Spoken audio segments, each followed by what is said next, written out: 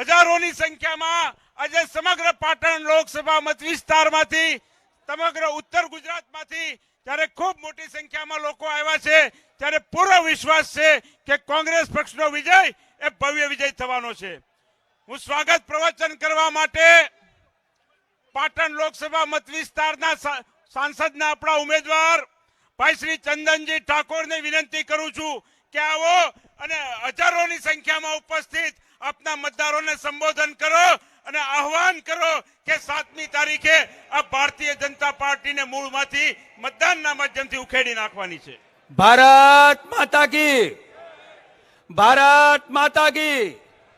રાહુલ ગાંધી, રાહુલ ગાંધી, રાહુલ ગાંધી.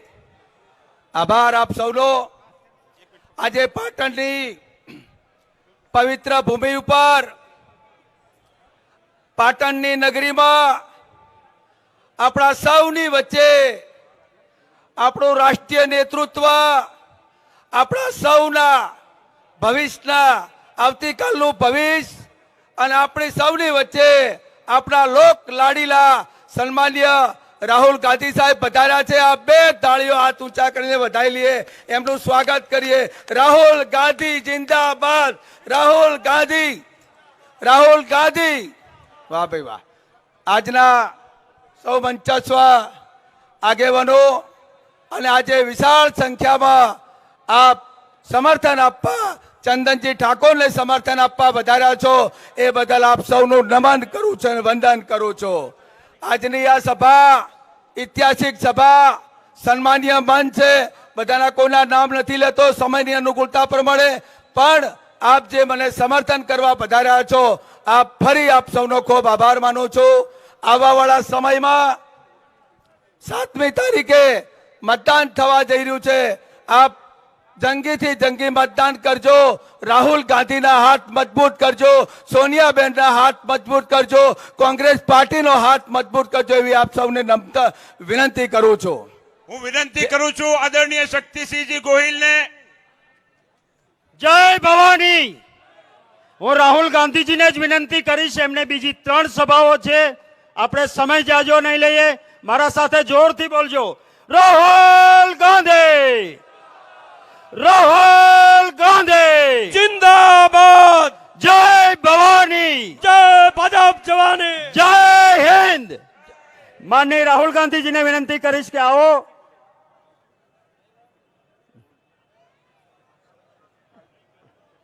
સન્માન કરાવી દેવું છે તો હા એક પાઘડી આપા દો. આવી જાઓ સન્માન માટે. શક્તિસિંહજી ગોહિલને વિનંતી કરું કે શક્તિનું પ્રતીક એવી તલવારથી શક્તિસિંહજી ગોહિલ અને જગદીશભાઈ ઠાકોર રાહુલ ગાંધીજીનું સ્વાગત કરશે. હવે હું વિનંતી કરું છું કે પાઘડીથી જે આપણી ઉત્તર ગુજરાતની આન બાન શાન છે ભાઈ રઘુભાઈ દેસાઈ, ગેનીબેન, ગેમરભાઈ અને બળદેવજી ઠાકોરને કે પાઘડી પહેરાવી અને રાહુલજીનું સ્વાગત કરે. ત્યારબાદ કાંકરેજના ધારાસભ્ય અમરતજી, ધારાસભ્ય દિનેશજી, કિરીટભાઈ અને જિગ્નેશભાઈ મેવાણી સાથે મળીને હળ આપીને રાહુલ ગાંધીજીનું સ્વાગત કરશે. જિગ્નેશભાઈ.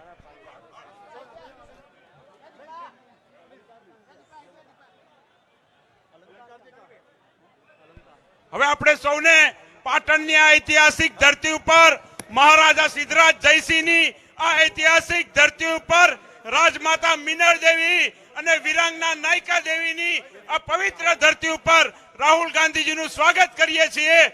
અને હું વિનંતી કરું છું આદરણીય રાહુલ ગાંધીજીને કે સમગ્ર દેશમાં આપની રાહબરી નીચે આજે એક ક્રાંતિનું વાતાવરણ ઊભું થયું છે, ત્યારે ઉત્તર ગુજરાતની આ જનતાને આપ સંબોધન કરો.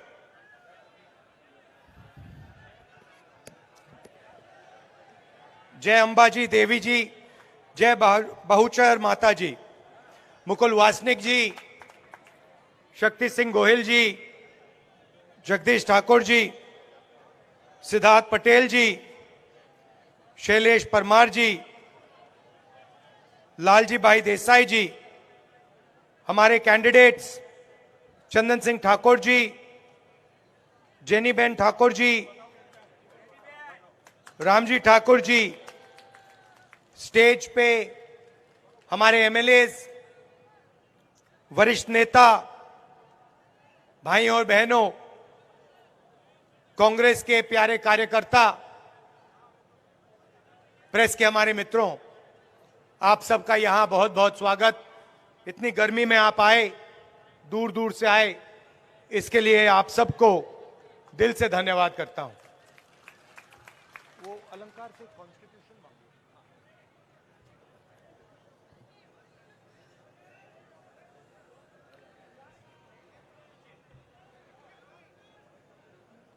हमारे सामने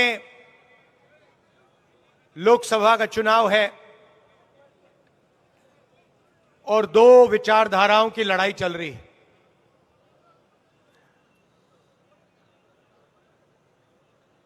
सवाल यह है कि हिंदुस्तान का लोकतंत्र और संविधान बचेगा या नहीं बचेगा। बीजेपी के, आरएसएस के लोग चाहते हैं कि संविधान खत्म हो जाए और हम कांग्रेस पार्टी और इंडिया अलायंस संविधान की रक्षा कर रहे हैं।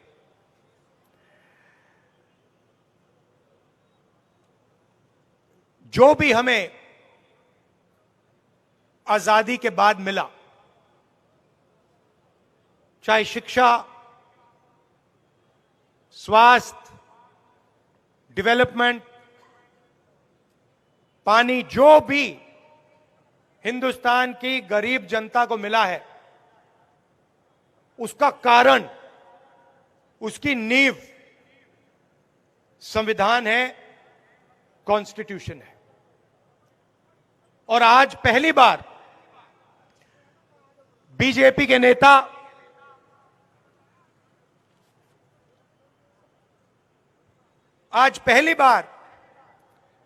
बीजेपी के नेता खुलकर कह रहे हैं कि अगर हम चुनाव जीते तो हम इस संविधान को, कॉन्स्टिट्यूशन को बदल देंगे, फाड़ के फेंक देंगे, खत्म कर देंगे। भाई और बहनों, ये जो कॉन्स्टिट्यूशन है, ये जो संविधान है, यही गरीबों की रक्षा करता है, यही कमजोरों की रक्षा करता है, यही किसानों की रक्षा करता है। नरेंद्र मोदी जी चाहते हैं कि 22-25 लोग हिंदुस्तान के पूरे धन को, पूरी सत्ता को, पूरे नेचुरल रिसोर्सेज को कंट्रोल करें। आपने देखा पिछले 10 सालों में यहां क्या हुआ है, गुजरात में क्या हुआ और पूरे हिंदुस्तान में क्या हुआ। आज हालत यह है, मैं आपको बताता हूं, 2 उदाहरण आपको देता हूं। आज हालत यह है कि 22 ऐसे लोग हैं जिनके पास उतना ही धन है जितना 70 करोड़ हिंदुस्तानियों के पास है। 22 लोग ऐसे हैं जिनका अगर आप धन जोड़ दें तो 70 करोड़ हिंदुस्तानियों जितना धन है उनके पास। नाम आप जानते हो, गुजरात में ही ये शुरू हुआ था। अदानी, अंबानी, ये नाम है। 20-25 लोग हैं। किसानों का नरेंद्र मोदी जी ने कर्जा माफ नहीं किया, मगर इन 22-25 लोगों का नरेंद्र मोदी जी ने 16 लाख करोड़ रुपया कर्जा माफ किया है। अब आप ताली बजा रहे हो, मगर यहां पे 90% लोगों को यह नहीं पता होगा कि 16 लाख करोड़ कितना होता है। आम आदमी को मालूम ही नहीं। अगर आपने अदानी से कहा देखो भैया 16 लाख करोड़ कितना होता है, 2 मिनट में बता देगा। मगर इतना बड़ा नंबर है कि जो किसान होता है, मजदूर होता है, छोटा व्यापार करता है उसको यह नंबर समझ ही नहीं आता। मैं आपको समझा देता हूं। हमने किसानों का कर्जा माफ किया था, आपको याद होगा, यूपीए की सरकार थी। अगर आप 25 बार हिंदुस्तान के किसानों का कर्जा माफ करो, मतलब 25 साल के लिए हर साल माफ करो, तब 16 लाख करोड़ रुपए बनता है। और 22 लोगों का, भाइयों और बहनों, 22 लोगों का इन्होंने 16 लाख करोड़ रुपया, 24 साल का मनरेगा का पैसा, 25 साल का किसान कर्जा, 22 लोगों को। हिंदुस्तान में 1% लोग 40% धन कंट्रोल करते हैं। यह सच्चाई है देश की। और फिर नरेंद्र मोदी जी, बीजेपी के लोग कहते हैं हम आरक्षण को खत्म कर देंगे। जहां भी कमजोर लोगों को थोड़ा सा फायदा मिलता है, किसानों को थोड़ा सा फायदा मिलता है, मजदूरों को, छोटे व्यापारियों को थोड़ा सा फायदा मिलता है, वहां ये लोग, उनका ध्यान चला जाता है, उसको बंद करने की कोशिश करते हैं।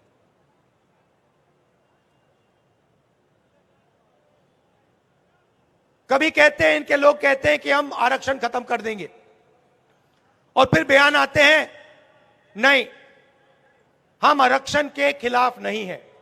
इनके ही बयान आते हैं। ठीक है, आरक्षण का मतलब क्या है? सबसे पहले कि देश में गरीबों की, दलितों की, आदिवासियों की, पिछड़ों की भागीदारी होगी। यह है मतलब कि देश में जो सत्ता है, जो धन है, उसे न्याय के साथ, बिना अन्याय बांटा जाएगा। रिजर्वेशन का यह मतलब है। रिजर्वेशन को खत्म करने का तरीका प्राइवेटाइजेशन, रिजर्वेशन को खत्म करने का तरीका अग्निवीर। ये हमारे मीडिया के मित्र हैं। हिंदुस्तान में सबसे बड़े मुद्दे कौन से हैं? बेरोजगारी, महंगाई, भागीदारी, यही है ना मुद्दे। किसानों की स्थिति, आप मुझे बताओ, मीडिया में आपने बेरोजगारी की बात कब सुनी? कभी टीवी पर आपने देखा? नहीं। महंगाई की बात आपने कभी टीवी पे देखी कि भैया बहुत महंगाई हो रही है? कभी देखी? भागीदारी की बात कभी देखी, सुनी है आपने? मैं आपको बताता हूं क्यों नहीं। मैंने लिस्ट निकाली, मीडिया के मालिकों की लिस्ट निकाली, बड़े बड़े एंकर्स की लिस्ट निकाली। उसमें आपको एक पिछड़ा नहीं मिलेगा, एक दलित नहीं मिलेगा, एक आदिवासी नहीं मिलेगा, एक गरीब जनरल कास्ट का व्यक्ति नहीं मिलेगा। मूड ये बनाते हैं, ये क्या दिखाते हैं? सबसे पहले 24 घंटा नरेंद्र मोदी का चेहरा,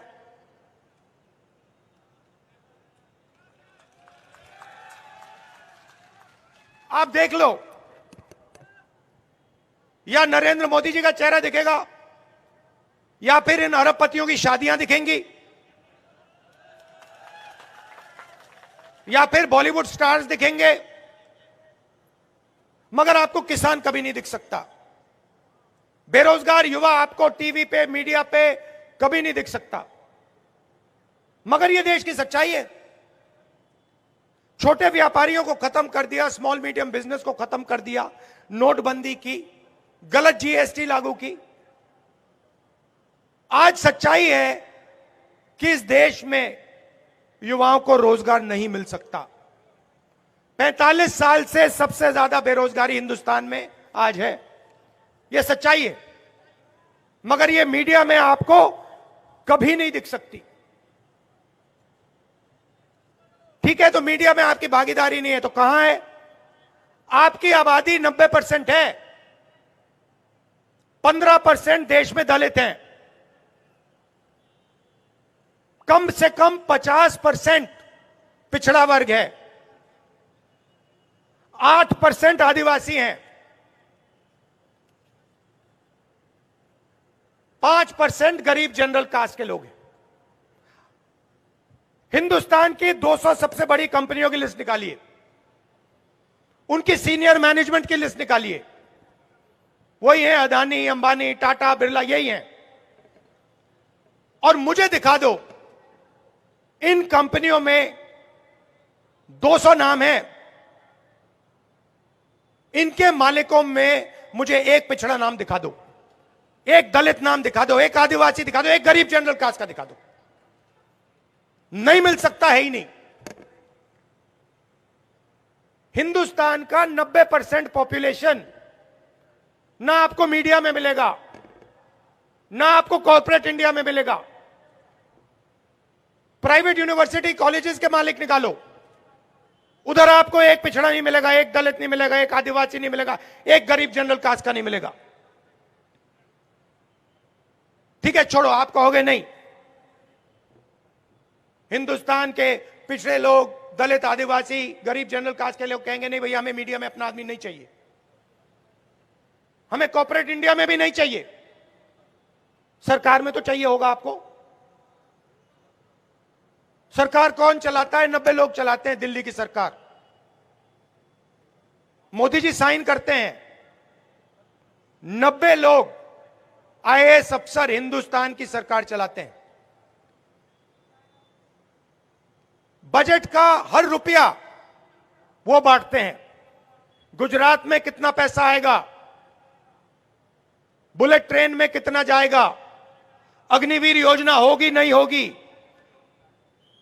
दलितों को, पिछड़ों को स्कॉलरशिप कितनी मिलेगी, सड़कें कितनी बनेंगी, कहां बनेंगी, कैसे बनेंगी, कितना पैसा इंफ्रास्ट्रक्चर में जाएगा, ये सारे के सारे निर्णय 90 आईएएस अफसर लेते हैं। मैंने इनके नाम निकाले, 90 में से 3 अफसर पिछड़े वर्ग के हैं और उनको पीछे बैठा रखा है, कोने में छोटा सा डिपार्टमेंट दे रखा है। फाइनेंस मिनिस्ट्री में आपको एक नहीं मिलेगा, बड़ी बड़ी मिनिस्ट्री में आपको एक नहीं मिलने वाला। पिछड़े 3 हैं, दलित 3 हैं, आदिवासी 1 है। और अगर आप हिंदुस्तान के बजट को देखें, अगर 100 रुपए खर्च होते बजट में, 6 रुपए 10 पैसे ओबीसी, दलित और आदिवासी अफसर तय करते हैं। आपकी भागीदारी 90%, सॉरी, आपकी आबादी 90%, आपकी भागीदारी 100 में से 6 रुपए 10 पैसे। तो मेरा सवाल है, हिंदुस्तान की जो 90% आबादी है, वो ना बिजनेस में है, ना मीडिया में है, ना प्राइवेट अस्पताल चलाते हैं, ना प्राइवेट कॉलेज यूनिवर्सिटी चलाते हैं, ना सरकार में है, तो कहां है? मैं बताता हूं आपको, किसान हैं, मजदूर हैं, बेरोजगार युवा हैं और छोटे छोटे बिजनेस चलाते हैं। अब जीएसटी कौन देता है? ये आपने शर्ट पहनी हुई है नीली, कितने की खरीदी आपने? हाँ, आपसे पूछ रहा हूं भैया, कितने की शर्ट खरीदी आपने? हाँ, आप कितने की? 1000 रुपए की आपने शर्ट खरीदी। अगर यही शर्ट अदानी खरीदता, अगर यही शर्ट अदानी खरीदता, वो 1000 रुपए की खरीदता। जितनी जीएसटी आपने दी उतनी जीएसटी वो दे रहा है। जितनी जीएसटी हिंदुस्तान का सबसे गरीब किसान शर्ट के लिए, पैंट के लिए, टूथपेस्ट के लिए देता है, उतनी ही जीएसटी अदानी देता है। किसान की आमदनी हजारों रुपए में और उसकी हजारों करोड़ों रुपए में, और जीएसटी एक जैसी। तो जीएसटी कौन देता है? 90% देते हैं। गरीब जनरल कास्ट के देते हैं, दलित देते हैं, आदिवासी देते हैं, पिछड़े लोग देते हैं, ये लोग देते हैं। और सवाल उठता है जीएसटी जाता कहां है? सीधा उन्हीं 22 लोगों के जेब में जाता है। 16 लाख करोड़ रुपए जो माफ किया ना, आपने कभी अपने आप से पूछा कहां से आया? ये आसमान से नहीं टपका, ये आपकी जेब में से आया है। आप पेट्रोल भरते हो, आपके जेब से पैसा निकलता है। आप गाड़ी खरीदते हो, जीएसटी पैसा निकलता है। आप शर्ट खरीदते हो, जीएसटी से पैसा निकलता है। आप खाना खाते हो, जीएसटी से पैसा निकलता है। किसान 24 घंटा काम करता है, वो जीएसटी देता है। तो मेरा आपसे सवाल है, अगर हिंदुस्तान के 20-25 अरबपतियों का कर्जा माफ हो सकता है तो किसान का क्यों नहीं हो रहा?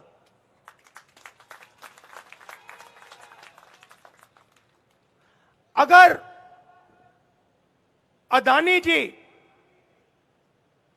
को देश का पूरा इंफ्रास्ट्रक्चर पकड़ाया जा सकता है, जमीन दी जा सकती है, जल, जंगल, airport, port, solar power, wind power, सारा का सारा उनको दिया जा सकता है, तो किसान को, मजदूर को, बेरोजगार युवा को क्यों नहीं दिया जा सकता? उसमें ऐसा क्या है जो हमारे किसानों में नहीं है? उसमें क्या है जो हमारे मजदूरों में नहीं है? एक ही चीज है भाई और बहनों, नरेंद्र मोदी जी से दोस्ती है। बस वही एक चीज है। और ऐसा है कि लॉटरी खुल गई है। जो भी दिल में आता है, एनडीटीवी अच्छा लगा, उठा के ले गए। ये देखो रिपोर्टर हंस रहा है, इनकी गलती नहीं है। मैंने इनको इसलिए बोला, मीडिया के हमारे मित्र हैं, मगर इनको बांध के रखा हुआ है। ये जो दिल में है बोल नहीं सकते, नहीं तो इनको निकाल दिया जाएगा, फिर मतलब सैलरी नहीं मिलेगी, प्रॉब्लम हो जाएगी। देखो सिर हिला रहे हैं ये लोग, कह रहे हैं हाँ जी सही बोल रहा है। और जहां भी देखो दो हिंदुस्तान बन रहे हैं। आपने राम मंदिर का इनॉग्रेशन देखा, धूमधाम से हुआ। उधर आपने एक गरीब किसान को देखा? आपको एक मजदूर दिखा? राष्ट्रपति आदिवासी हैं, पार्लियामेंट का उद्घाटन होता है, राम मंदिर का उद्घाटन होता है, वो हेड ऑफ स्टेट है, मतलब प्रोटोकॉल में सबसे ऊंची हैं, उनको जाने तक नहीं दिया। शर्म की बात है, अंदर जाने तक नहीं दिया राष्ट्रपति को। क्यों? क्योंकि वो आदिवासी हैं। तो पूरा ड्रामा चल रहा है, उधर बॉलीवुड के लोग नाच रहे हैं, नरेंद्र मोदी जी का 24 घंटा भाषण चल रहा है, और अदानी जी के पैसे बन रहे हैं। तो सवाल उठता है कि कांग्रेस पार्टी का रिस्पांस क्या है? आप कहोगे राहुल गांधी ने बात तो समझा दी, मगर अब क्या? तो सबसे पहले यह पता लगाना है कि इस देश में किसकी कितनी आबादी है। पिछड़े वर्ग के कितने हैं, दलित वर्ग के कितने हैं, आदिवासी कितने हैं, गरीब जनरल कास्ट के कितने लोग हैं, और फिर इनकी कितनी भागीदारी है। फाइनेंशियल और हिंदुस्तान की संस्थाओं का, इंस्टीट्यूशंस का सर्वे मीडिया में कितने हैं, सरकार में कितने हैं, प्राइवेट कॉलेजेस यूनिवर्सिटीज में कितने हैं,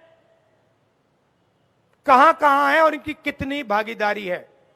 मतलब जाति जनगणना और इकोनॉमिक सर्वे, यह पहला काम होगा। इसके बाद हिंदुस्तान की आबादी को पता लग जाएगा कि हम कितने हैं और हमारे हाथ कितना धन आ रहा है और कौन सी संस्थाओं में हमारे लोग हैं। ये जो मैंने आपको 50% बात बोली पिछड़ों की, ये अंदाजा है, ये एक्चुअली किसी को मालूम नहीं है, ये अंदाजा है। जाति जनगणना के बाद दूध का दूध पानी का पानी हो जाएगा, सबको पता लग जाएगा। पहला काम यह है। दूसरा काम, अगर नरेंद्र मोदी जी 16 लाख करोड़ रुपए माफ कर सकते हैं, सबसे अमीर लोगों को पैसा दे सकते हैं, धन दे सकते हैं, तो हम भी कर सकते हैं। हम वो अरबपति बनाते हैं, 22-25 अरबपति बनाए, हम करोड़ों लाखपति बनाने जा रहे हैं। मैं कह रहा हूं जितना पैसा उन्होंने अदानी जैसे लोगों को दिया है, उतना ही पैसा हम हिंदुस्तान के गरीब किसानों को, मजदूरों को, व्यापारियों को, छोटे व्यापारियों को हम देने जा रहे हैं। कैसे करेंगे मैं आपको बताने आया हूं। आप जानते हो कि 21वीं सदी में महिला और पुरुष दोनों काम करते हैं, मजदूरी करते हैं, जॉब करते हैं।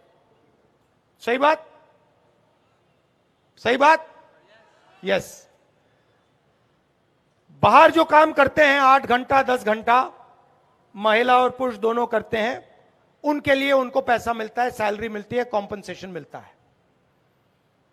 मगर सच्चाई है, और शायद ये पुरुषों को अच्छी ना लगे बात, सच्चाई है कि अगर आप 8 घंटा काम करते हो, 10 घंटा काम करते हो, तो हिंदुस्तान की महिलाएं 16 घंटे 18 घंटा काम करती हैं।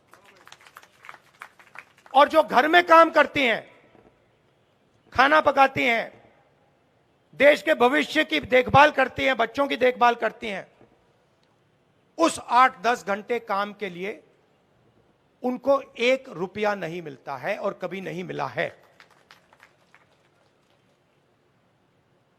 देखा, ये जो पुरुष हैं इन्होंने ताली इतनी जोरों से नहीं बजाई, इसको जोर से बजाइए, ये सच्चाई है, इसको छुपाया नहीं जा सकता है, ये हर घर जानता है।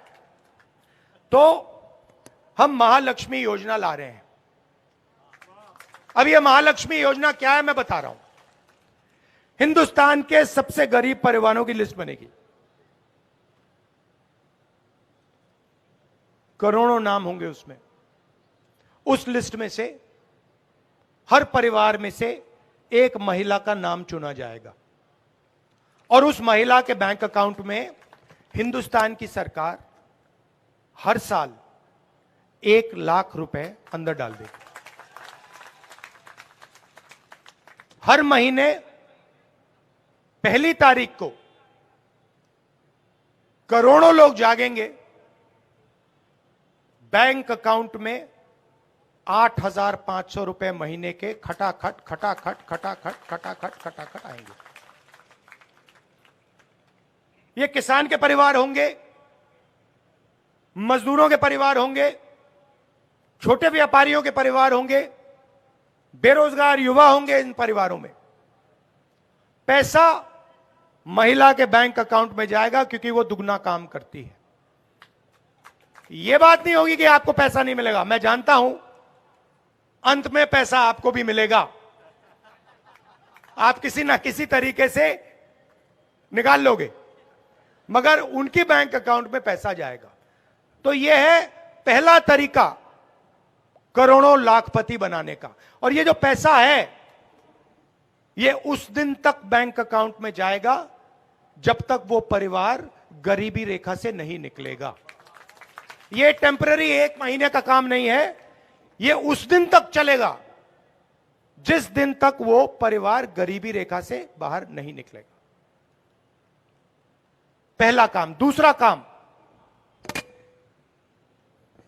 अदानी जी के जो बेटे हैं, जॉब मार्केट में जाने से पहले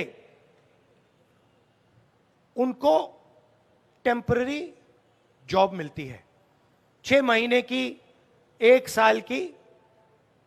वो अदानी कंपनी में जॉब करते हैं, उनकी ट्रेनिंग होती है, बैंक अकाउंट में पैसा आता है, जॉब करना सीखते हैं और फिर उसके बाद में परमानेंट उनको जॉब दी जाती है, बिजनेस में उनको जगह दी जाती है।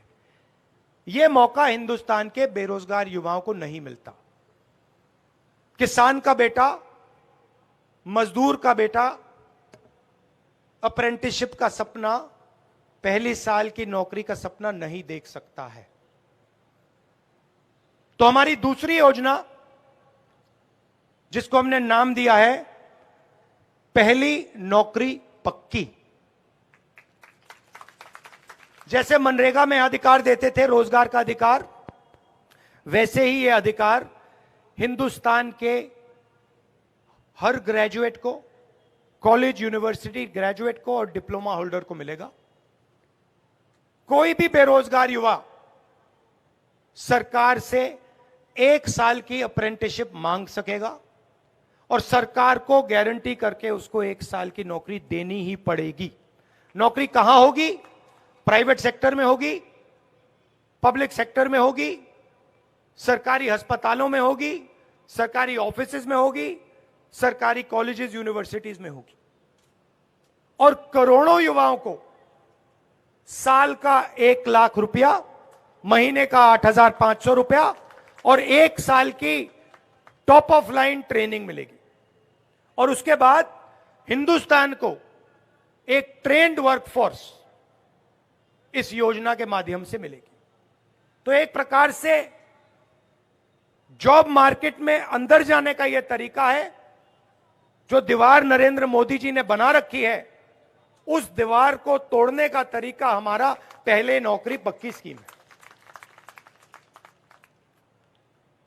अब किसान कहेंगे, देखिए राहुल जी, आपने महिलाओं का कर दिया काम, बेरोजगार युवाओं को, बच्चों की आपने देखभाल कर दी, हमारा क्या होगा? तो मैं आपको बताता हूं। सबसे पहले हिंदुस्तान के किसानों का कर्जा माफ होगा और जो आप मांग रहे हो, जिस चीज के लिए आप हिंदुस्तान के किसान लड़ रहे हैं, कानूनी MSP, minimum support price, Hindustan के किसानों के लिए हम लीगल गारंटी देके कर रहे हैं। मजदूर कहेंगे, भैया किसानों का काम कर दिया, हमारा क्या होगा? आजकल मनरेगा 250 रुपए मिलते हैं, मनरेगा में हम 400 रुपए मजदूरों को देंगे। आंगनवाड़ी और आशा बहनें जो हैं, उनकी आमदनी हम दुगनी करने जा रहे हैं। तो ये करेक्शन करने की जरूरत है। जो नरेंद्र मोदी जी ने पिछले 10 साल किया, चुने हुए लोगों को फायदा पहुंचाया, मदद करी, पूरा धन उन्हीं लोगों को दे दिया। इसको करेक्ट करने के लिए कांग्रेस पार्टी और इंडिया गठबंधन हिंदुस्तान के गरीब लोगों को सीधा बैंक अकाउंट में पैसा देने जा रही है। 2-3 चीज मैं आपसे और कहना चाहता हूं। देखिए, हिंदुस्तान का युवा जब सेना में जाता है, देशभक्ति की भावना से जाता है, बॉर्डर पे खड़ा होता है, देश की रक्षा करता है और जान भी देने के लिए तैयार होता है। मुझे लगता है और कांग्रेस पार्टी के नेताओं को लगता है कि अग्निवीर योजना हमारे जवानों पर अपमान है। इसीलिए हमने निर्णय ले लिया है कि 2 तरीके के शहीद नहीं होंगे, एक ही शहीद होगा। सबको शहीद का दर्जा मिलेगा, सबको पेंशन मिलेगी, सबको कैंटीन मिलेगी, सबकी रक्षा होगी। जो गारंटी हिंदुस्तान की सेना सैनिकों को देती है, प्रोटेक्शन की जो गारंटी देती है, वो मिलनी चाहिए। इसलिए अग्निवीर स्कीम को हम रद्द कर देंगे, फाड़ के फेंक देंगे इसको। इसकी कोई जरूरत नहीं है। आर्मी ने यह स्कीम नहीं मांगी। यह स्कीम नरेंद्र मोदी जी के ऑफिस से आई है, पीएम ऑफिस से आई है, और यह स्कीम से देश का नुकसान हो रहा है, इसलिए स्कीम को हम रद्द कर देंगे। आखिरी बात, अगर देश में रोजगार पैदा करना है तो 2-3 चीजें करनी होंगी। सबसे पहले जो हमारे छोटे व्यापारी हैं, स्मॉल और मीडियम बिजनेस हैं, छोटी फैक्ट्रियां चलाते हैं, टेक्सटाइल का बिजनेस करते हैं, डायमंड हीरे का बिजनेस करते हैं, इनकी रक्षा करनी होगी और बैंक के दरवाजे इनके लिए खोलने होंगे। आजकल अदानी जी को बैंक लोन मिल जाता है, मगर जो छोटा बिजनेस चलाता है, एंटरप्रेन्योर होता है, उसको बैंक लोन नहीं मिल सकता। तो बैंक के दरवाजे हम इन लोगों के लिए खोल देंगे। और दूसरी बात, ये जो जीएसटी है, ये गलत जीएसटी है।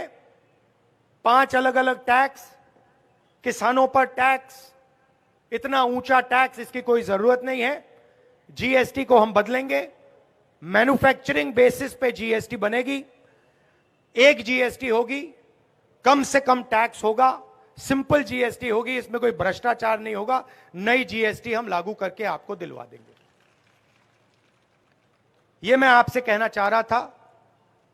दिल से मैं आपका धन्यवाद करता हूं। और एक आखिरी बात, यहां जो भावनगर के जो महाराजा थे, उन्होंने जो देश के लिए किया, अपना राज जो उन्होंने देश को समर्पित किया, उनकी हम याद करते हैं और उनकी धन्यवाद करते हैं और उनका सम्मान करते हैं। बहुत बहुत धन्यवाद। नमस्कार, जय हिंद। ખૂબ ખૂબ આભાર વિધિ હું ચાણસ્માના કિરીટભાઈ પટેલ સાહેબને વિનંતી કરીશ કે આભાર વિધિ કરશે. આજે ચંદનજીને સમર્થન કરવા માટે રાહુલજી અને એની સાથે તમામ લોકો ઉપસ્થિત રહ્યા. આપ સૌ મોટી સંખ્યામાં સૌ ઉપસ્થિત રહ્યા, એ બદલ આપ સૌનો આભાર. આપણે 2 હાથ ઊંચા કરી અને રાહુલજીને સમર્થન કરીશું. રાહુલજી તુમ આગે बढ़ो, राहुल जी तुम आगे बढ़ो, રાહુલ જી આપ આગે बढ़ो, રાહુલ જી આપ આગે बढ़ो, રાહુલ જી આપ આગે बढ़ो.